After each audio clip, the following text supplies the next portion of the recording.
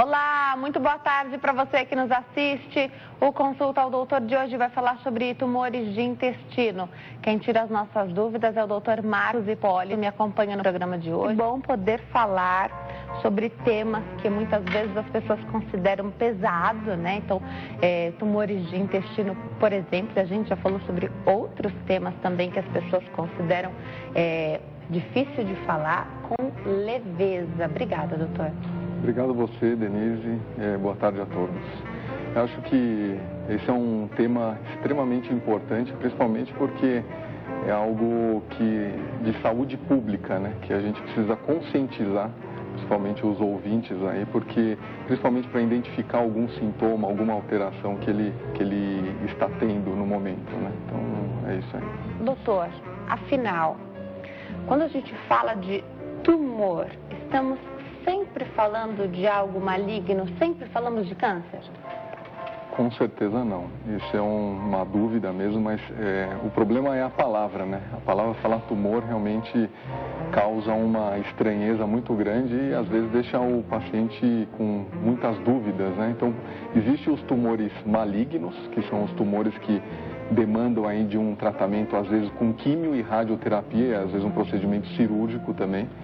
E tem os tumores benignos, por exemplo, às vezes uma tumoração na pele, como um cisto sebáceo, um lipoma, isso é um tumorzinho benigno. Você pode tirar, não tem risco nenhum, mas causa muitas dúvidas mesmo para o paciente. Agora, dentre os tumores de intestino, o que é mais frequente de encontrar? Com certeza é o tumor coloretal, é o tumor que aparece no intestino grosso. O intestino grosso, nós temos, ele faz parte do trato digestivo e tem cerca de mais ou menos 1,5 metro de extensão.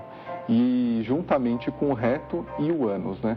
Normalmente esses tumores aí, se eles evidenciados numa forma mais precoce, existe um tratamento mesmo até a cura do paciente, né? Só que quando a gente fala de tumor, o paciente, a primeira coisa que ele pensa é em quando que eu vou morrer, o que vai acontecer comigo, né? Então, é muito comum isso daí.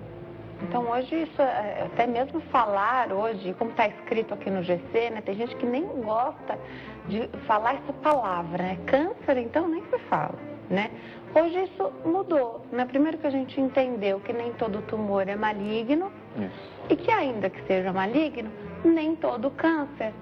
Aliás, hoje é raro você não falar de... Se você não fala de cura, você fala sempre de qualidade de vida. Mesmo para um câncer que não tem mais o que fazer. A medicina não oferece mais recursos.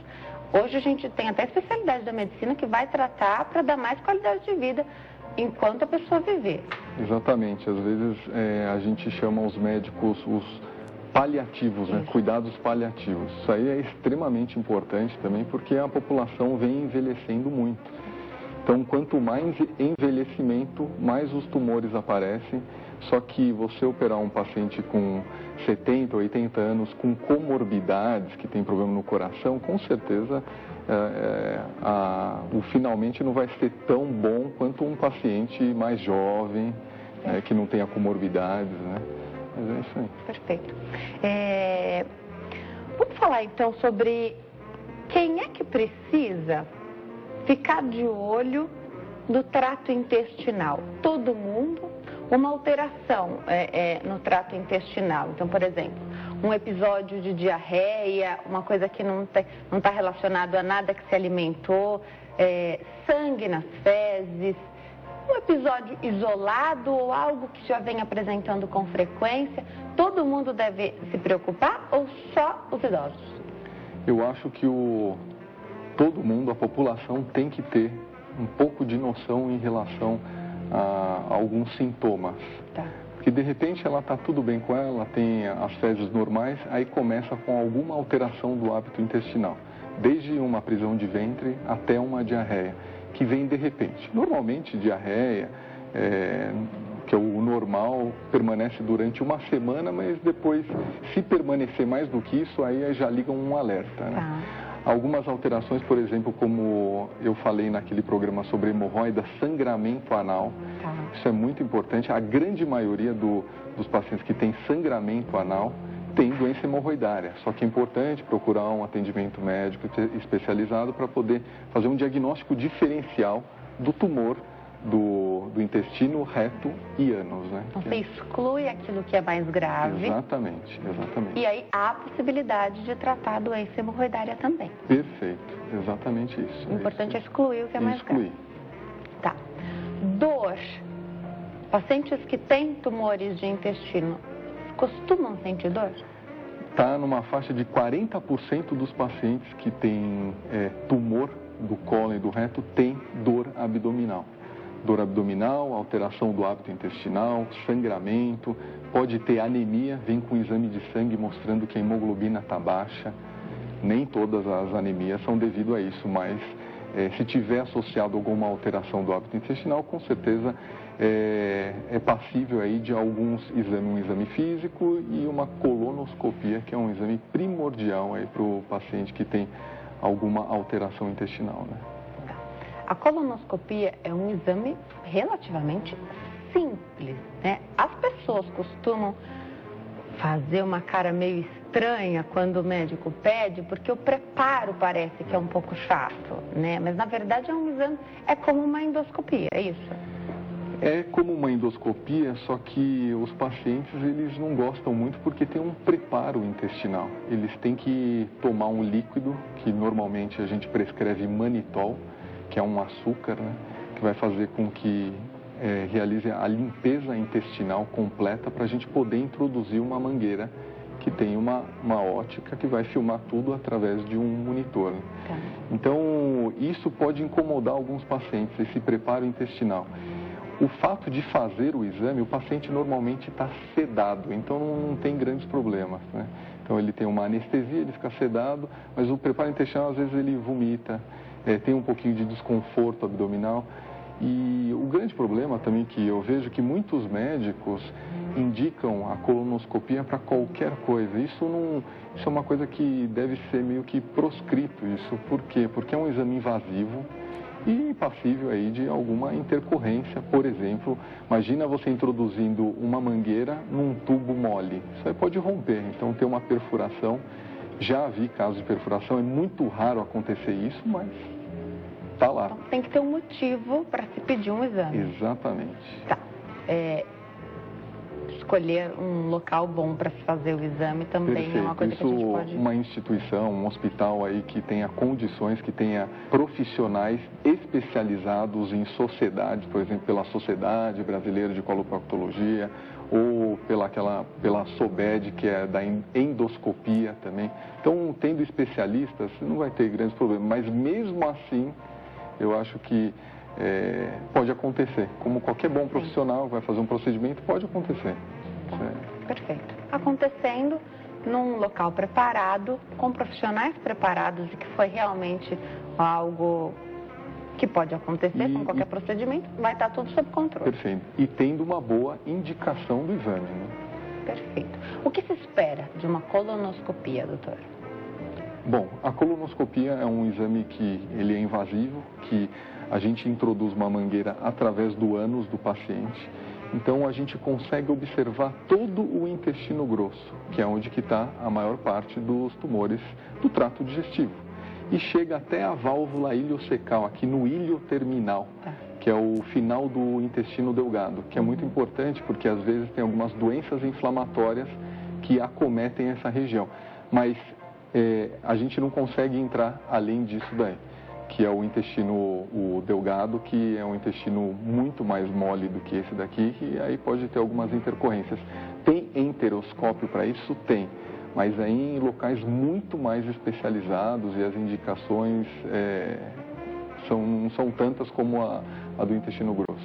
E as indicações, então, para se fazer uma endoscopia no intestino delgado, então, são muito diferenciadas. Muito diferenciadas. Eu dou um exemplo, quando o paciente tem algum sangramento que na colonoscopia não pegou, e a endoscopia, a parte de cima também não pegou. Então, aí a gente faz aí uma enteroscopia ou mesmo uma cápsula endoscópica, o paciente acaba engolindo uma cápsula endoscópica que vai filmando, mas não é um exame muito específico. Super moderno isso, né? É moderno, é muito moderno. Mas a gente não utiliza tanto isso, né? Perfeito. Havendo, por exemplo, e tem muita gente que fala, Denise, engraçado, fiz a colonoscopia, encontraram pólipos, mas já retiraram. Pensei que o exame era só para saber se tinha ou não. Como é isso? Graças a Deus, a colonoscopia é capaz de retirar esses pólipos, porque a grande maioria dos pólipos, eu vou falar cerca de 70% dos pólipos encontrados, eles são encontrados na região do cólon distal e sigmoide. Cólon distal, sigmoide e reto.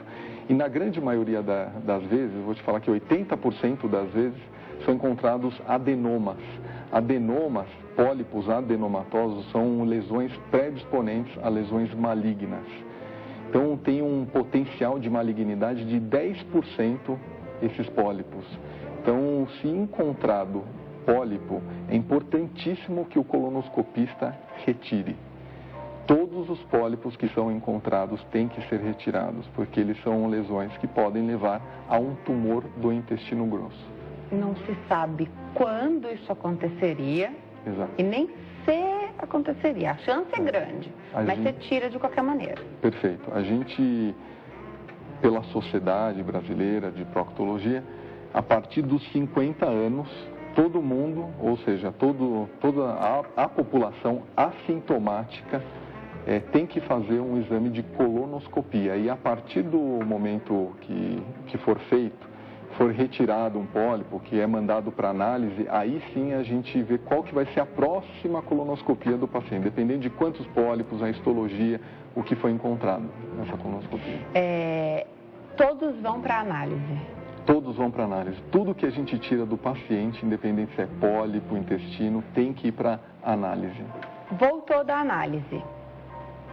O paciente pegou o papelzinho e ele abriu na casa dele. Ele não está na sua frente, no seu consultório.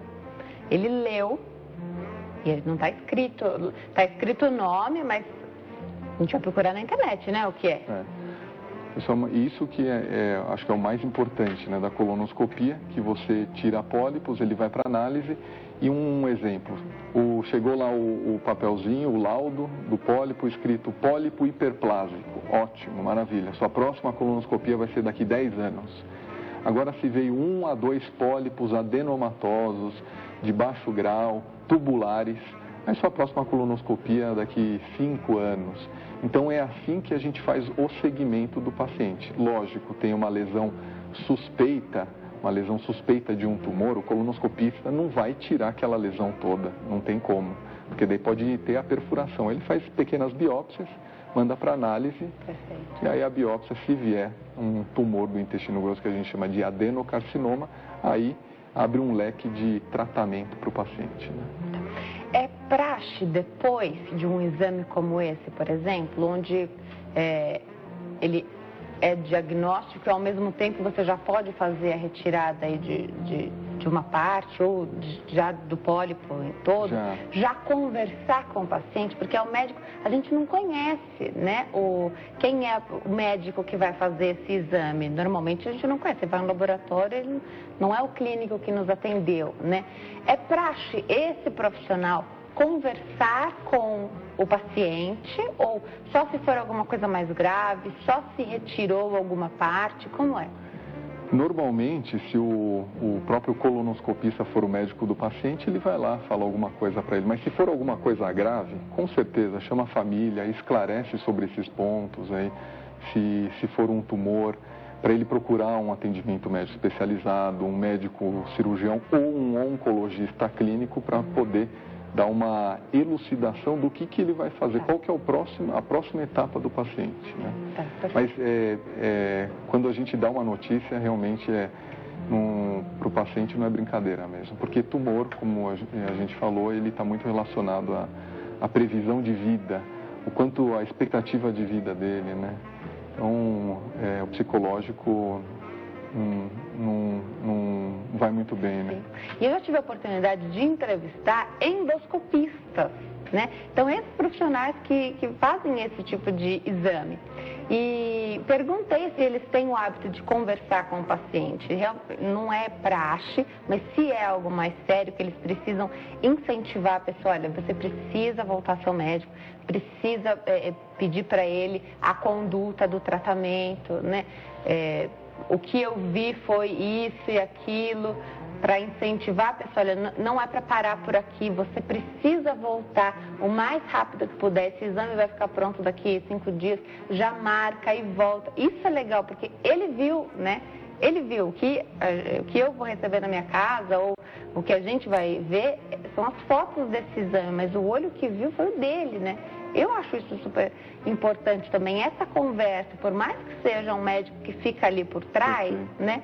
Isso é legal, porque se é muito grave, então que a gente saiba disso, né? Lógico que tem que ter a sensibilidade, porque não é brincadeira, né? Você, de repente, falar para a pessoa que, olha, o que eu vi lá não foi bom, né? Mas você precisa voltar ao seu médico, que ele vai te passar um tratamento, porque hoje tem tratamento, né? Exatamente. Você tem que ser delicado na hora de dar essa notícia para o paciente, né? Eu vejo alguns colegas não passando essa informação de uma forma mais calma, porque é um momento extremamente difícil, né?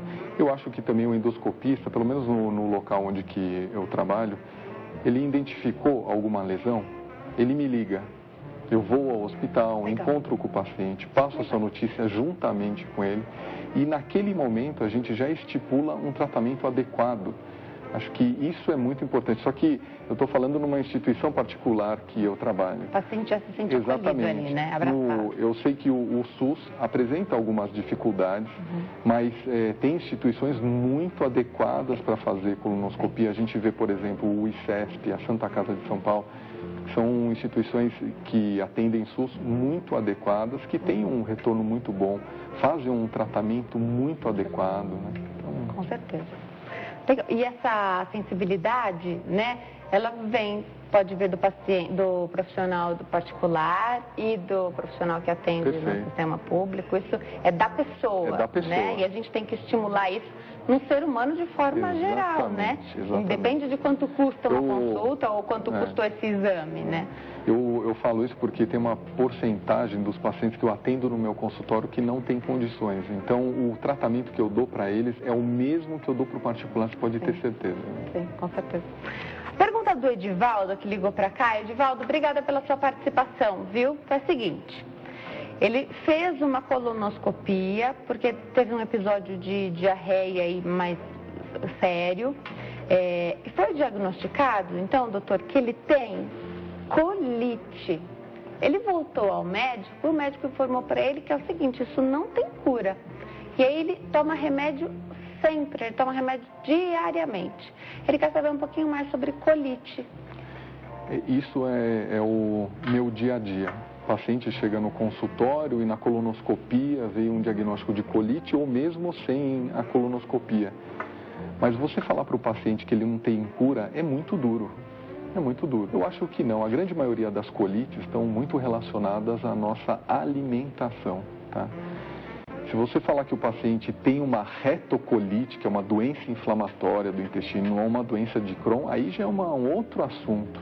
Mas as colites, elas vão e vêm.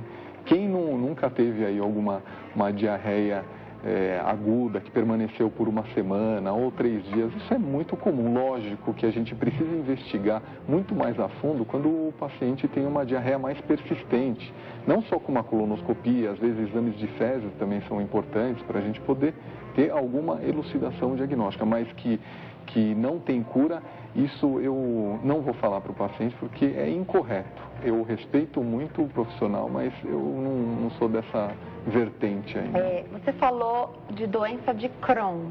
Eu sei que isso pode levar um tempo muito maior, mas dá uma pinceladinha pra gente. A doença de Crohn é uma doença inflamatória do intestino que ela pode acometer não só o intestino grosso, mas como todo o trato digestivo, desde a boca até o ânus. É uma doença que ela pode dar algumas alterações do hábito intestinal e leva o paciente a ter diarreia com muco e às vezes sangue e às vezes até pus. Ela tem tratamento, hoje em dia a gente tem algumas drogas que melhoram muito a qualidade de vida do paciente e mas às vezes o paciente acaba sendo levado para a cirurgia porque causa algumas estenoses no intestino grosso, no intestino delgado principalmente. Tem tratamento então? Tem tratamento e com algumas medicações bem modernas hoje em dia, só que é uma doença que ela tem períodos de melhora, períodos de piora. Tá. Às vezes chega até no ponto de operar o paciente porque ela fecha a luz do intestino. Então você vai controlar. O tratamento ele serve para controlar essa doença. Exatamente. Falar em cura eu não vejo, mas o controle dela, à base de alimentação, tem algumas medicações, perfeito. Está totalmente ligado à alimentação. Muito. Para o desencadear da doença também? Pode ser que sim, pode ser que não. Às vezes o paciente tem uma alimentação extremamente adequada e tem a doença de Crohn. Então, às vezes tem alguma alteração genética, uma predisposição familiar, também pode estar associado a isso, com certeza. Porque também não adianta se culpar, né? Então a pessoa descobriu a doença de Crohn e se culpa por não ter tido, então, até aquela data, uma alimentação adequada. Ela podia ter tido uma alimentação adequada e ter a doença da mesma forma. E é muito difícil você também titular o paciente como doença de Crohn, porque às vezes ele tem doença de Crohn e é uma retocolite. Então, e falar para o paciente que ele é um Crohn, isso leva o paciente a procurar muitas dúvidas, muitas perguntas, aí vai na rede social para procurar isso e toma várias medicações que não são necessárias. Então, o ideal seria, então, numa doença como essa, é ter o médico que vai fazer esse tratamento e aí dúvidas, mudanças, voltar para esse médico. Com certeza. Um acompanhamento bem de perto. Mas como eu já havia falado, que os pacientes, porque tem períodos de melhor e pior, às vezes eles não ficam com aquele mesmo profissional, vão procurar uma outra opinião e assim vão seguindo. Né?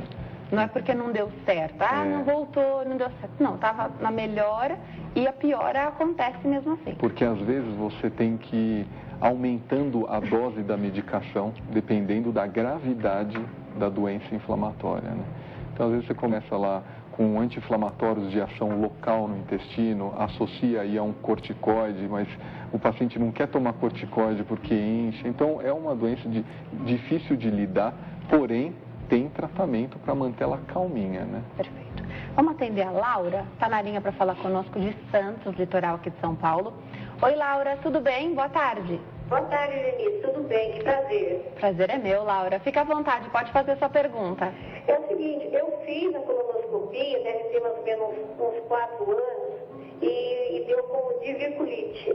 Até eu não sei se eu estou falando a palavra certa. É que o médico falou para mim na época que não é nada grave, que era para mim evitar comer coisas que tem semente, tipo assim, uva, assim, coisas que tem semente. Então eu não voltei nele mais, que ele falou para mim se eu não fizesse a dieta direitinho, não teria problema, não comer nada que tem semente. Queria perguntar para o doutor se essa palavra diverculite, se ele poderia explicar melhor para mim o que é.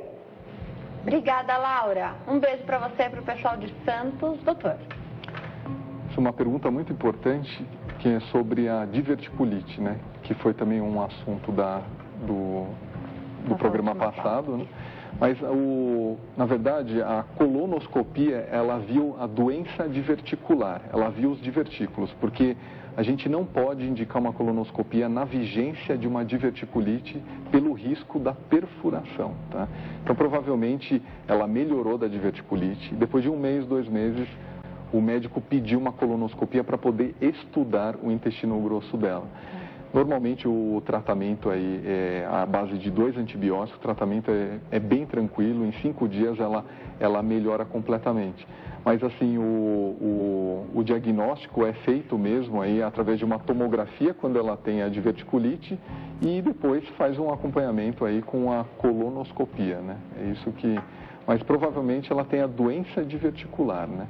E o tratamento é melhorar a sua alimentação, fazer um tratamento inicial agudo com antibióticos, mas depois melhorar a sua alimentação. Em relação às sementes que ela estava falando, não existe nenhum estudo que nos fale a favor que a semente da uva ou a semente tem até o tomate, tem pipoca, né?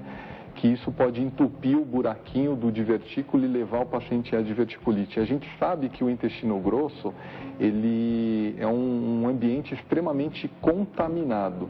Então, qualquer fezes que passam pelo esse buraquinho entra, prolifera alguma bactéria e leva o paciente a ter apendicite, diverticulite, abscesso anal, né?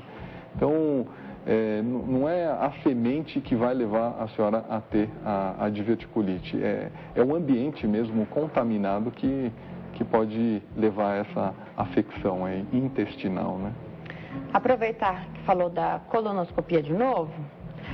Mulher, 51 anos, fez a colonoscopia, não teve nada, voltou ao médico, ele disse, olha, então, vamos repetir esse exame daqui a 5 anos. Aí, conversando numa outra ocasião com outro especialista, ele disse, não, 5 anos é muito, vamos fazer daqui a 3 anos. E acaba que, na verdade, a gente fica com dúvida, né? Em quem a gente acredita, o que a gente segue, como é que você orienta a gente, doutor? Eu sempre falo que eu respeito sempre a opinião individualizada de cada profissional. Só que se a gente pegar pelo protocolo que a gente tem na sociedade, se um paciente faz uma colonoscopia a partir dos 50 anos, na colonoscopia não vê absolutamente nada, a próxima colonoscopia dela é daqui 10 anos. Tá? E, lógico, se ela encontrar algum pólipo, foi encontrado algum pólipo, dependendo do grau histológico do pólipo, a histologia do pólipo, aí sim você pode indicar 5, 3, 2 anos, 1 ano, isso depende do que foi encontrado, mas se não tiver nada, 10 anos, tá? Lógico que durante esses 10 anos, se ela for sintomática, começar a ter algumas alterações intestinais, sangramento, fraqueza, dor abdominal, aí sim a gente pode antecipar a colonoscopia. Tá? Então, essa data, então, esse tempo é com relação ao exame e não a volta ao médico? Não a volta ao médico. Aí a senhora pode voltar quantas vezes a senhora quiser. Perfeito. Doutor, uma telespectadora mandou uma pergunta aqui, está preocupada com o filho de 11 anos. Ela diz que ele sente uma dor na região anal depois da atividade física, depois de jogar bola, depois da educação física na escola.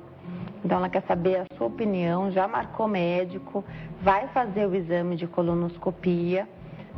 Só que ela tem muito receio desse exame, ele é bem novo, com 11 anos. Ele já reclama há muito tempo dessa dor. Em outras ocasiões já fez raio-x de coluna, bacia e não deu nada de anormal.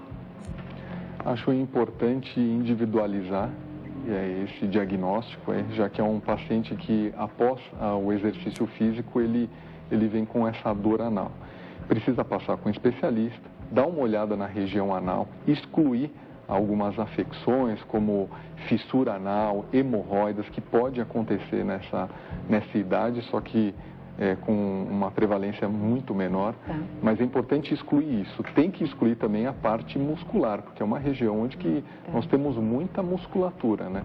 Fazer, de repente, um exame bem específico para essa região, que é a ressonância magnética. Colonoscopia, talvez substituir a colonoscopia por um exame no próprio consultório, um exame anoscópico, que não seja tão invasivo para o paciente, ainda mais com 11 anos. Tem que individualizar esse diagnóstico, né? Então, essa consulta, né? Nem precisasse fazer uma colonoscopia. Perfeito. Só que tem um dado importante, que tem alguns pacientes que têm uma história familiar de polipose, de pólipos no intestino, que com 12 anos já é recomendado o paciente fazer uma colonoscopia. Eu não sei se é o caso, Por isso que é bem individualizado muito, mesmo. muito. O que se fala de idade é sempre quando não tem o histórico, não estamos falando de coisa específica. Perfeito. Né? O telespectador pergunta o seguinte, está tratando da bactéria do estômago, quer saber se ela poderia ir para o intestino. A bactéria famosa do estômago é o tal do Helicobacter pylori, que inclusive quem descobriu o Helicobacter pylori ganhou o prêmio Nobel, né? Porque é uma bactéria que pode levar o paciente a ter uma gastrite mais grave e levar também o paciente a ter uma úlcera. Só que quando o paciente tem esse H. pylori, que é uma bactéria dentre inúmeras bactérias que nós temos no trato digestivo, e ele for diagnosticado com uma gastrite leve e a bactéria, a gente não faz tratamento nenhum. Só faz o tratamento mesmo quando o paciente tem algo mais grave, como uma úlcera que sangrou, uma gastrite muito grave. Aí sim a gente entra com 2 antibióticos, protetor gástrico, para poder eliminar essa bactéria. Falou de individualizar. Ter histórico de câncer na região então, gastrointestinal, ou falando do H. pylori, na região do estômago, trata a bactéria, ou mesmo assim precisa saber que tipo de câncer foi, como é?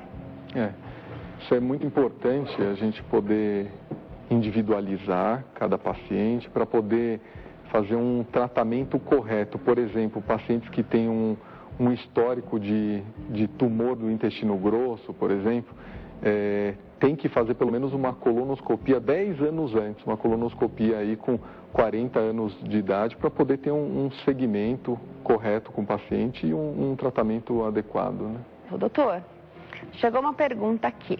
Telespectadora mandou por mensagem particular, não vou identificá-la.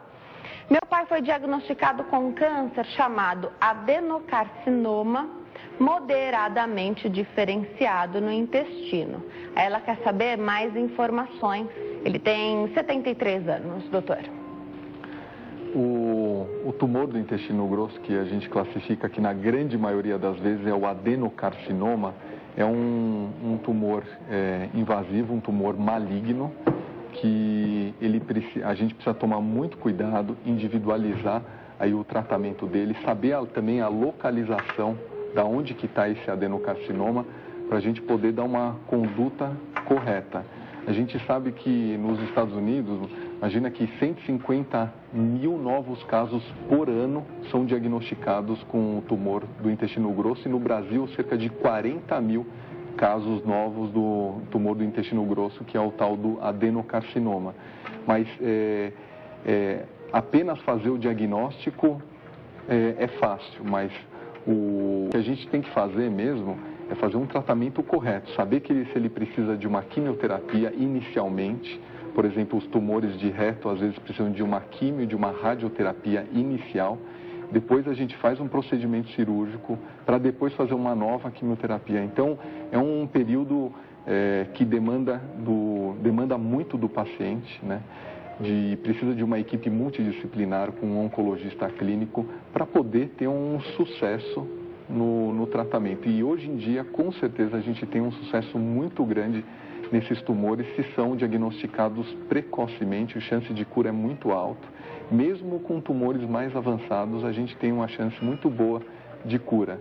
E às vezes, se a gente não consegue cura, a gente consegue prolongar a vida do paciente, por isso que a gente fala em sobrevida. Tá. Sobrevida livre de 5 anos sem a doença. E hoje em dia, graças a Deus, as drogas quimioterápicas, elas evoluíram demais. A oncologia clínica evoluiu muito e juntamente com nós cirurgiões, para poder retirar a peça, está uma chance de cura muito grande mesmo para o paciente. Se precisar de cirurgia, você poderia fazer a cirurgia, por exemplo? Com certeza, com certeza. Então você não abandona esse paciente? De jeito nenhum. Então ele pode seguir também com um oncologista clínico para fazer a quimioterapia, a rádio, mas chegar um momento dele fazer a cirurgia, você está lá junto de novo? Juntamente com um oncologista clínico, porque às vezes sou eu que diagnostico e o paciente é meu. Então, eu que vou dar conduta juntamente com o oncologista para poder dar o melhor tratamento para o paciente. Às vezes cirurgia primeiro, às vezes quimioterapia, dependendo da localização do tumor, né? Não é fácil, doutor. Você está falando, de repente, aí de ciclos de quimioterapia, semanas, mudanças no corpo, cai cabelo, a pessoa fica um pouco mais debilitada. Você precisa da família? Em que momento chama a família para conversar?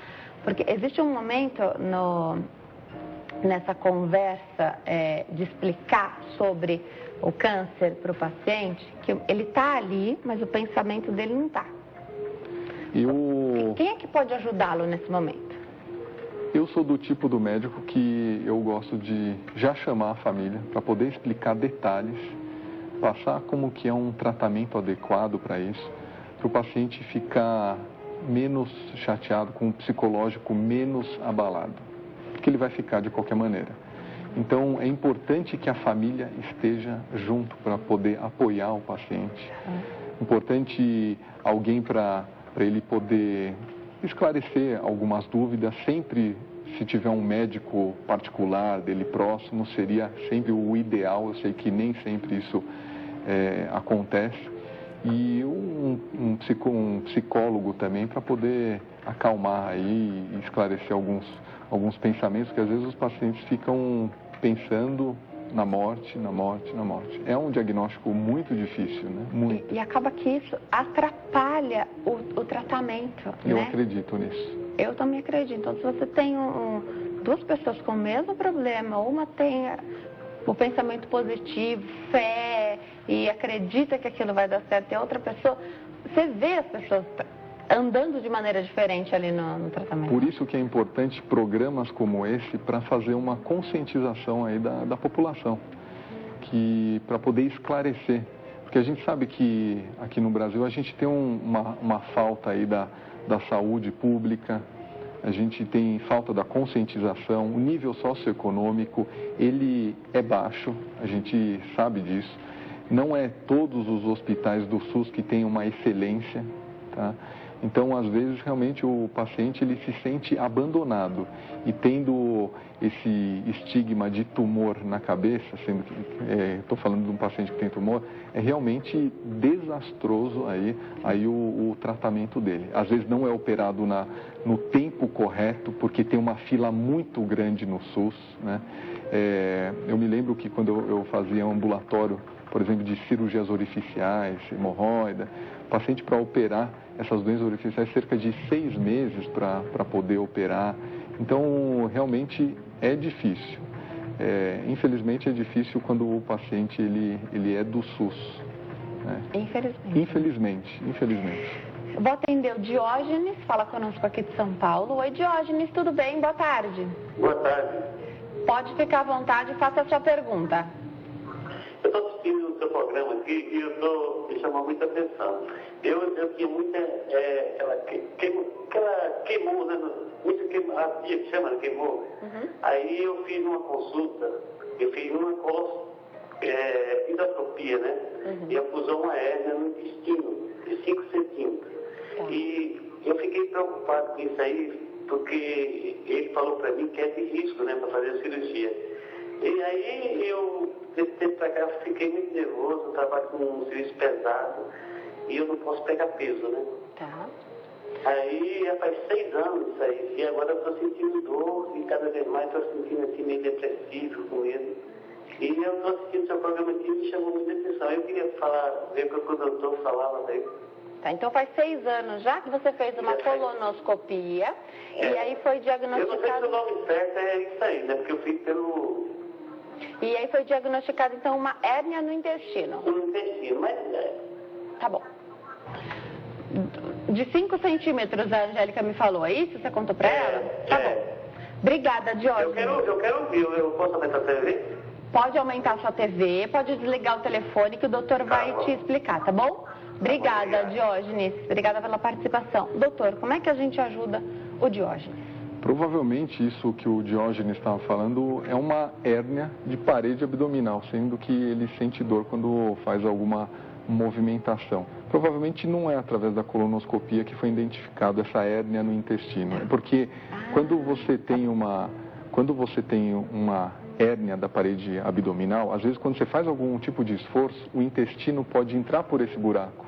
Então, às vezes, causar dor no paciente. Entendi. E se eu acho que ele deve operar com dor, eu tenho certeza que ele deve procurar, sim. Porque se já falaram para ele que ele tem intestino nessa hérnia, uma hérnia de 5 centímetros não é pequena, essa hérnia pode encarcerar e levar o paciente a ter até uma necrose, uma gangrena do intestino. Por isso que é importante procurar o serviço para ver se realmente é isso mesmo que eu estou falando, que eu imagino.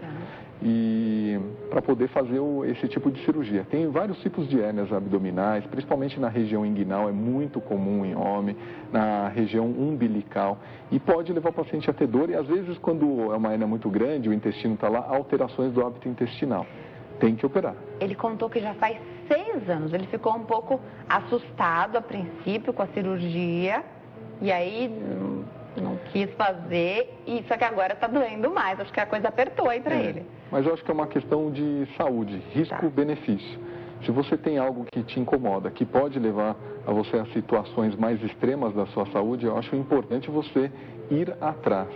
Porque, teoricamente, eu não gosto de falar que é uma cirurgia simples, mas é um buraco que a gente tem que fechar.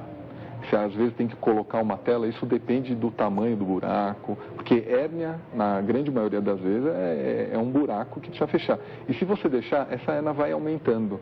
E quanto mais aumenta o colo do buraco, mais intestino entra dentro dele e pior é para você, e às vezes é pior quando tem que operar. Pode estrangular? Pode. Então, eu falo encarceramento quando ela entra e ela não consegue sair. Tá. Só que quando estrangula, aí já vira uma urgência, urgentíssima. Abdominal, aquela que abdominal, exatamente. Perfeito. Aprendemos já. Um pouquinho de prevenção, né? A gente costuma falar tanto da colonoscopia, e aí você trouxe pra gente a informação de que às vezes no consultório você consegue fazer exames que são menos invasivos, porque a colonoscopia você tem um preparo, existe uma atenção, porque você vai no laboratório, uma pessoa que você nem conhece, né? Tem uma atenção para se fazer um exame como esse. Então, exames e coisas que dá para fazer, então, no consultório. Eu queria que você explicasse um pouquinho pra gente e para que serve cada procedimento, né? Eu acho que a colonoscopia ela é o melhor exame para a gente identificar, principalmente os tumores em todo o intestino grosso. No consultório eu não vou conseguir fazer isso, né? Não vou poder fazer uma sedação no paciente, é contra a lei isso daí. Então eu posso fazer os exames anorretais, através de um anoscópio, com uma fonte de luz, que isso identifica muito as doenças orificiais, hemorroida, fissura, fístula, que isso é bem tranquilo de identificar. Que também são bem comuns e atrapalham muita gente. Muito, que é extremamente comum isso daí. 50% da população tem as hemorroidas, por exemplo, a doença hemorroidária, né? Mas se o paciente vem com alguma alteração do hábito intestinal, algum sangramento anal que eu não identifiquei nada de hemorroida, eu posso fazer uma retossigmoidoscopia, ir mais além, chegar até mais ou menos no sigmoide do paciente. Mesmo ele não sedado, com delicadeza, sabendo alguns movimentos para poder introduzir algo que não é pequeno, né? Mas que é extremamente necessário, e se de repente eu conseguir evidenciar alguma lesão, eu acabo já fazendo uma biópsiazinha dela. Então você pode encontrar em porções muito mais próximas ali do ânus, que você de repente poderia... Esse é a lesão está ali, e aí você consegue então já proceder com o tratamento naquela situação. Exatamente. Cauteriza, se precisar? Como é? Dificilmente eu vou cauterizar um paciente no consultório. Prefiro o ambiente cirúrgico com ele sedado. Mas eu posso, se eu tenho uma lesão suspeita, eu identifico no consultório, eu faço um toque retal, que é extremamente importante. Identifico uma lesão, vou lá com um anoscópio. Esse aqui é um retossigmoidoscópio, mas introduzo o retossigmoidoscópio com uma fonte de luz. Que é esse anoscópio, coloco aqui, identifico a lesão, aí eu posso realizar uma biópsia dessa lesão. Pego alguns pedacinhos dessa lesão, alguns pedacinhos da lesão e levo aí para um laboratório que vai saber o que é isso, né? Se é um tumor, alguma lesão benigna, né? Mas a partir do momento que eu já introduzo isso e já tenho alguma lesão endurecida, normalmente essas lesões endurecidas de reto, assim, é algum tipo de tumor. Dificilmente não é um tumor maligno, por exemplo. Não é um tumor maligno. Então, e se for um tumor maligno, isso também, mesmo sendo nessa porção mais próxima aí do ânus, faz quimioterapia, radioterapia, cirurgia, tudo isso? Aí eu peço uma colonoscopia. Ah, perfeito. Vou pedir uma colonoscopia porque eu também quero ver o restante do intestino grosso. Se ele tiver um outro tumor, um tumor sincrônico, por exemplo, que pode dar em outra parte do intestino grosso. Mas normalmente os tumores de reto baixo, tocáveis, que eu consigo tocar, o tratamento primordial aí para eles é a gente fazer uma redução do tumor, que a gente chama de downstaging. A gente diminui o tumor para a gente poder fazer uma cirurgia mais adequada, para poder tirar esse tumor e fazer uma junção melhor lá embaixo, para o paciente também não perder a musculatura dessa região. Então é importante fazer uma quimio-radioterapia, diminuir o tumor, ele não perde aí a musculatura, porque senão ele fica incontinente. Tudo para preservar também essa parte aí do paciente. Para preservar a vida do paciente, mas também vamos preservar a qualidade de vida dele também. Porque mexer nessa região pode levar a uma incontinência fecal. Exatamente. Tá. E às vezes até uma incontinência urinária, dependendo do paciente, porque a inervação passa toda nessa região, né? Até mesmo em situações, você está falando de tumores, né? Mas em situações bem menos graves que a gente já conversou aqui, abscessos e fístulas. Precisa ser tão delicado ali o procedimento, porque você vai mexer numa região que é muito sensível, né? É que eu sou proctologista, eu vou falar que essa é uma região nobre, né? E realmente é uma região nobre, porque lá passam as fezes, você tem que evacuar todos os dias. Só que eu não posso danificar a nossa musculatura. Danificou, o paciente fica incontinente. E a grande maioria dos pacientes que eu opero, por exemplo, hemorroida, fissura, são pacientes mais jovens, né? Imagina um paciente jovem de 40 anos usando fralda, não é brincadeira. Por se tratar de um ambiente contaminado, doutor, como é o nosso intestino, é mais difícil o pós-operatório? Na verdade, é uma região que também já está acostumada a ser contaminada, né? Então, isso daí não vai mudar a minha conduta. Se você fizer um tratamento adequado em relação às bactérias que tem, não vai mudar muita coisa.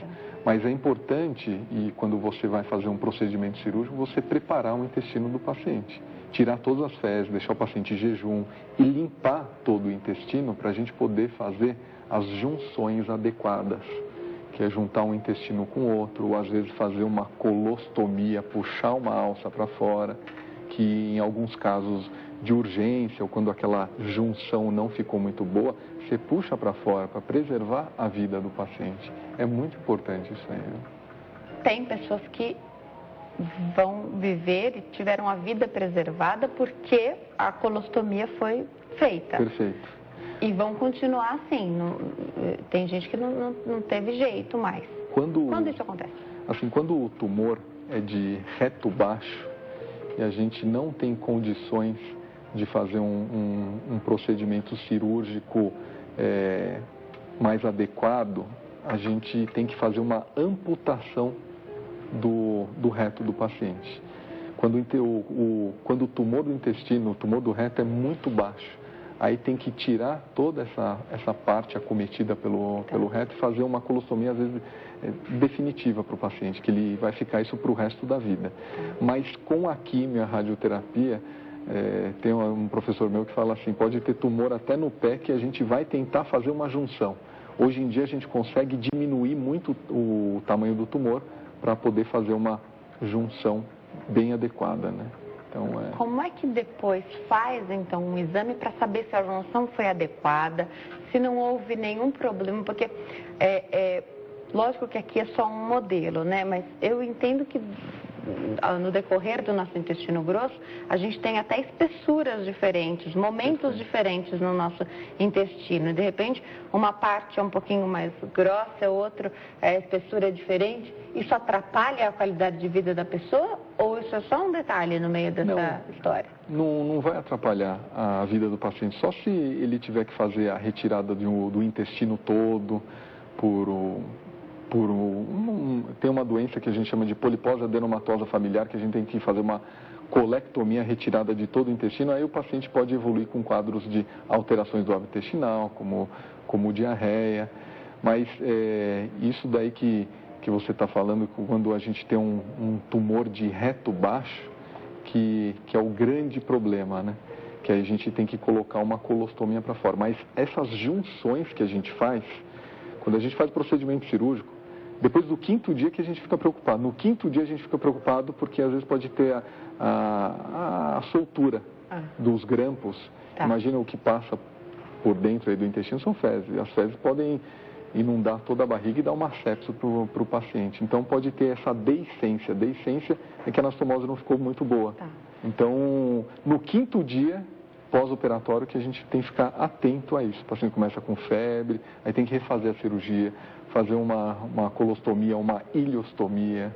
Então, depende muito de também como foi a cirurgia. Se é uma cirurgia em um paciente idoso, às vezes a vascularização não é muito boa, a junção não ficou muito boa, sabe? Tem muitos pormenores aí. Já a gente fala da cirurgia minimamente invasiva, quando é que opta ou não. O telespectador ligou para cá, não quis se identificar nem falar ao vivo conosco, mas deixou a pergunta. Ele já teve 3 pólipos, fez a biópsia, eram malignos, tirou, já faz 5 anos. O médico pediu para acompanhar. O médico passou um antibiótico para ele tomar, só que ele tem cirrose, não pode tomar antibiótico, quer saber o que fazer. O filho dele faleceu devido a câncer no intestino. Por que ele teria que tomar um antibiótico? Tem a ver com a retirada dos pólipos, mas já faz 5 anos. Eu não entendi muito. Pode ser numa outra ocasião, né? Num outro momento. Numa outra ocasião. Mas é importante ele ter esse segmento aí, porque como ele tirou 3 pólipos, provavelmente não devem ser pólipos malignos, pode ser pólipos adenomatosos, porque se for pólipos malignos, aí às vezes tem que fazer um procedimento cirúrgico. Mas normalmente são pólipos adenomatosos que eles têm um potencial maligno, que a 10% deles pode ter um potencial maligno. Então faz toda a diferença se é um câncer ou se é potencial de virar, Exatamente. se há o potencial de se tornar. Se você identifica um pólipo adenomatoso, vai lá e retira ele, ponto final. Maravilha. Vamos seguir para uma próxima colonoscopia a partir do protocolo. Não tem que fazer absolutamente nada. Quimioterapia, radioterapia, não precisa fazer nada. Se tiver um tumor, por exemplo, o adenocarcinoma, que é o mais comum, aí muda completamente a conduta. Né? Agora, doutora, acho que aqui vale para qualquer área, né? Se você sabe que não pode, de repente, tomar determinado medicamento, já te disseram isso, e aí você vai num médico, porque hoje tem tanto especialista, a gente vai para cada problema no especialista, e ele te pede para tomar aquele remédio que você não pode tomar. Não pode ir para casa com esse remédio sem dizer para ele que é bem esse que você não podia tomar. Que você não podia tomar. Por exemplo, nesse caso, ele tem uma cirrose hepática. Cirrose hepática tem várias etiologias, várias causas, né? E a grande maioria dos antibióticos são metabolizados aí no fígado. Então, eles não vão ter efeito nenhum. Precisa saber o porquê que deram esse antibiótico para ele, mas vai acabar não vai ter efeito nenhum e pode ocasionar algumas superdosagens aí para o paciente. Né? Perfeito. Vamos falar das cirurgias menos invasivas que hoje são feitas e nos nossos últimos encontros, sua tranquilidade em falar isso é tão bacana. Se precisar, faz a cirurgia aberta. Mas se puder optar até pela recuperação do paciente, faz a cirurgia minimamente invasiva. É assim também para os tumores de intestino? Graças a Deus a gente consegue fazer essa cirurgia por videolaparoscopia, que é uma cirurgia minimamente invasiva que proporciona para o paciente um pós-operatório muito mais adequado. Tá? Teve uma vez que a gente operou um paciente com um tumor de intestino, que a grande maioria das vezes, dificilmente a gente abre a barriga do paciente. A gente sempre faz por essa videolaparoscopia, que são pequenos buraquinhos. Eu me lembro que a gente operou esse paciente no dia seguinte, ele estava lá fazendo a barba, tranquilo. Que isso é uma coisa que dificilmente acontecia, se for ver, há 15 anos atrás, ou mais, 20 anos atrás, na época do meu pai, quando ele só abria. Tanto é que naquela época falavam que os grandes cirurgiões os que faziam grandes incisões, né? Olha que interessante. Hoje em dia, imagina, isso daí é de jeito nenhum. Mas tem algumas urgências que não tem como a gente fazer a cirurgia por vídeo. Quando o paciente está com o intestino muito estufado, não tem como, porque a gente injeta ar para poder fazer a cirurgia por vídeo na laparoscopia. As alças estão tão distendidas que tem que abrir o paciente. Tem um outro professor meu que falava, que inclusive eu já falei aqui para você, que não há desdenho algum em fazer o procedimento aberto. Se você não tiver condições para fazer, abra o paciente, salve a vida dele. Isso é um ensinamento, acho que, primordial para o cirurgião que está começando aí, né? Perfeito. Pergunta da telespectadora, ela diz assim: oi, doutor, gostaria de saber sobre os riscos da cirurgia de reconstrução do intestino, sendo que o corpo da pessoa está sob o efeito da radioterapia. Ela disse que a mãe dela vai fazer essa cirurgia e o médico disse que é muito arriscado e ela está preocupada. Faz 2 anos que ela fez a radioterapia. Isso é uma pergunta muito boa, porque eles estão vivendo isso, porque a mãe dela vai fazer essa reconstrução. Quando você faz uma radioterapia no paciente, quimioterapia também, você pode causar umas fibroses no paciente. E quando você vai fazer uma reconstrução, a reversão aí dessa colostomia, ileostomia, às vezes o procedimento se torna extremamente difícil. Quantos casos aí que o paciente tinha uma colostomia, a gente foi reverter e tivemos muita dificuldade, principalmente devido à radioterapia, que deixa a região da pelvis aí muito mais difícil aí de lidar. Então, às vezes, nesse caso, eu vou te falar que na grande maioria desses casos, a gente tem que abrir o paciente mesmo, né? Videolaparoscopia, às vezes a gente não consegue, mas videolaparoscopia para esses casos também não vai ter tanto benefício. Abre o paciente, tenta fazer a anastomose, a junção, de uma maneira correta, mas realmente, às vezes o médico fica um pouquinho com o pé atrás em entrar numa barriga que já teve uma radioterapia, mas tem que fazer, porque o paciente não quer ficar evacuando pela barriga, ele quer ter a reconexão, voltar à sua vida, teoricamente, ao normal, né? A radioterapia afeta alguma coisa, já que, né, a gente sabe que muitas vezes você tem a região aí irradia, né? A radioterapia vai ali para algumas regiões por perto. Tem o risco de diminuir esse tônus muscular que faz com que as fezes fiquem retidas? Tem o risco, mas o grande risco é a inflamação que isso pode levar ao intestino grosso, que a gente chama de retite actínica, colite, que leva o paciente a ter sangramentos.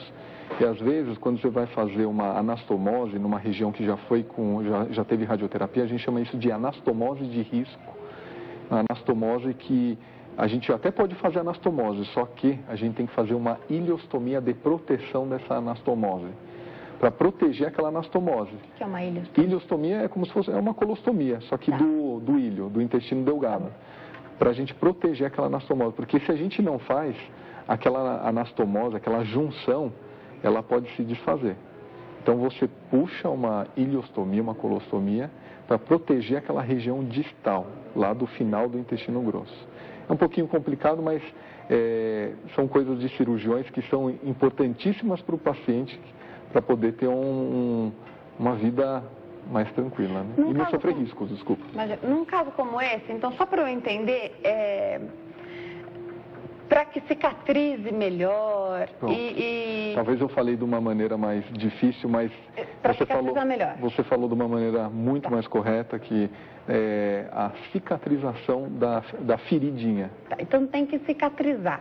A alimentação vai importar aí para você? A pessoa vai ficar internada, né? No caso desse, ela vai ficar mais tempo no hospital. Sim. Durante esse tempo, ela não vai ser alimentada por boca? Vai ser alimentada por boca porque ela está com ileostomia. Ah, tá bom. Vai sair tudo pela ileostomia. Não vai passar no lugar onde precisa reconstruir. Ele fica lá quietinho e vai cicatrizar muito mais rápido. Só vai estar liberado quando ali não oferecer mais risco. Exatamente, que a gente faz a reconstrução depois de uns 2 meses. Entendi, perfeito. Agora, para tudo isso, tem que ter o profissional, vai acompanhar, mas não é fácil. Essa telespectadora que mandou mensagem, 2 anos já fazendo a radioterapia, as coisas vão mudando também. A gente não pode perder a esperança de que sempre vai ter um procedimento que vai melhorar, que vai trazer ainda mais qualidade, mais conforto, né? Assim que anda também na área da coloproctologia, a gente sabe que a medicina evolui demais, sempre, né, doutor? Só pelo fato da gente fazer a videolaparoscopia já foi um grande ganho para a gente. Em relação às doenças orificiais, mudou muito aí aquela dor no pós-operatório, que é sempre muito discutida nos congressos. Nós temos a robótica vindo aí. Então, isso é um outro avanço aí da minha parte, que eu falo da cirurgia do intestino reto e ânus, juntamente com a oncologia clínica, com essas novas drogas quimioterápicas, que você pode dar um tratamento individualizado para aquele, não um tratamento para a população toda. Você pega aquele paciente, estuda o tumor dele, para poder indicar uma droga correta para ele, não uma droga que é dada para toda a população. Isso é um avanço extraordinário e esses tumores aqui são muito bem combatidos pela gente e que levam o paciente a ter cura ou uma sobrevida muito longa. É que eu não gosto de falar sobrevida para o paciente, porque ele fala, poxa, sobrevida, né? Eu gosto de falar sobre cura, né? Eu adoraria falar sobre cura para o paciente. Mas eu falo que ele vai ter uma expectativa de vida muito longa, né? Lógico. E falar com tranquilidade sempre acalma o paciente, né? Acho que se você está calmo, o paciente também fica mais tranquilo, né? Doutor, te agradeço muito por você ter vindo aqui hoje falar sobre tumores de intestino. Já falei, repito aqui, é bom poder falar sobre todos os assuntos, passear sobre os mais variados temas da saúde com tranquilidade. Muita gente mandou pergunta, várias pessoas já agradeceram aqui as respostas. Vou deixar o contato aqui, 0 operadora 11 3284 2666, 3284 2666. Muito bem-vindo sempre aqui, viu, doutor? Volte sempre. E a gente pode abordar todos os temas da tua área, porque é sempre tão explicativo, a gente aprende tanto. E com essa tranquilidade, doutor, olha que maravilha, é uma aula mesmo. Obrigada, viu? Eu que agradeço, acho que foi um programa muito importante para a saúde pública mesmo, quando a gente fala sobre tumor. Agradeço a todos. Obrigada, viu, doutor?